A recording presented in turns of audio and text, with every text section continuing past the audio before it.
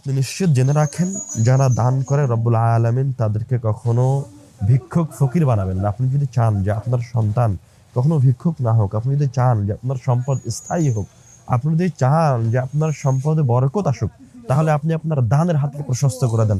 রব্বুল আলামিন আপনি যা দিবেন তা আবার পূরণ করে দেবেন। এবং এখানে যে কম্বলগুলি রাখা আছে বা আমরা যেগুলি বিতরণ করব, এগুলি এক একটা কম্বলের ওজন আপনার 2 থেকে 4 কেজি পর্যন্ত। তো এগুলোতে আমরা আশা করছি ইনশাল্লাহ ঠান্ডা ভালো উপশম হবে, কাজে দিবে ইনশাল্লাহ। আমরা কম্বল নেওয়ার পাশাপাশি মনে হলো যে আসলে ছোট বাচ্চাদের জন্য কিছু পোশাক আশাক নেওয়া দরকার। তো প্রাথমিক পর্যায়ে মোটামুটি প্রায় 200 পিস মতো ছোট বাচ্চাদের জন্য পায়জামা নিচ্ছি। দেখি ইনশাল্লাহ পরবর্তীতে আরো নেওয়ার চেষ্টা করব। একটা হচ্ছে কম্বল দেওয়া, কম্বল দিলে তো আসলে ঘুমানোর জন্য বা সবসময় নিয়ে যাওয়া কিন্তু বা ওটাকে তো আর সবসময় গায়ে দিয়ে ঘুরায় নেওয়া বলা যায় না। বিশেষ করে যারা ছোট ছোট বাচ্চা 1 বছর 2 বছর 6 মাস, ওদের জন্য জামা কাপড়ের প্রয়োজন। এই কাপড় চোপড় গুলিও আমরা ইনশাআল্লাহ ছোট বাচ্চাদের জন্য বিতরণ করব আপনাদের টাকার, এগুলি আপনাদের টাকা দিয়ে কেনা। আসসালামু আলাইকুম ওয়া রাহমাতুল্লাহ। ইন্নাল হামদুলিল্লাহ ওয়াসসালাতু ওয়াসসালামু আলা রাসূলিল্লাহ। প্রশংসা রব্বুল আলামিনের, যিনি আমাদেরকে এরকম একটি মহান কাজ করার তৌফিক দান করেছেন। রব্বুল আলামিনের আবারও শুকরিয়া জ্ঞাপন করছি, লক্ষ কোটি শুকরিয়া জ্ঞাপন করছি, যিনি আপনাদেরকেও এই কাজের সাথে শরীক হওয়ার তৌফিক দান করেছেন।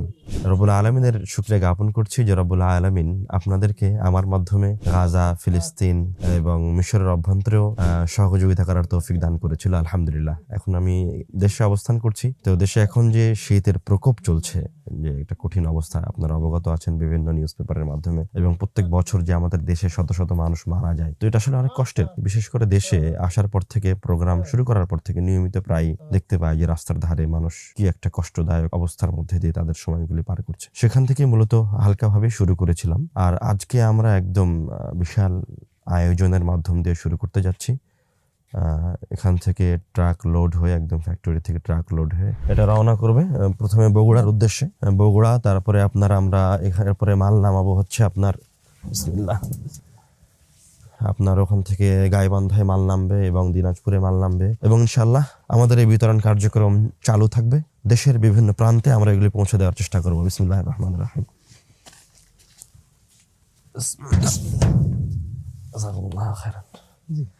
পাইকারিতে আমরা একদম প্রচুর পরিমাণে নিয়ে যাওয়ার একটা চিন্তা ভাবনা করেছি। কম্বল, আপনার ছোট বাচ্চাদের জন্য কাপড় চোপড়, এবং এগুলো আমরা এখান থেকে সিরাজগঞ্জ থেকে নিয়ে পুরো বাংলাদেশের যে সমস্ত অঞ্চল, শীতপ্রবণ অঞ্চলগুলো, যেগুলোতে সবচেয়ে বেশি মানুষ মারা যায়, আপনারা জানেন নিউজ পেপারগুলোতে আসতেছে যে বিশেষ করে উত্তরবঙ্গে কিন্তু সবচেয়ে বেশি মানুষ মারা যায়। রংপুর, দিনাজপুর, গাইবান্ধা, বগুড়া, যমুনা নদীর পার্শ্ববর্তী অঞ্চলগুলি, চরাঞ্চলগুলি। তো এটা অনেক বড় একটা খিদমত, অনেক বড় একটা কাজ।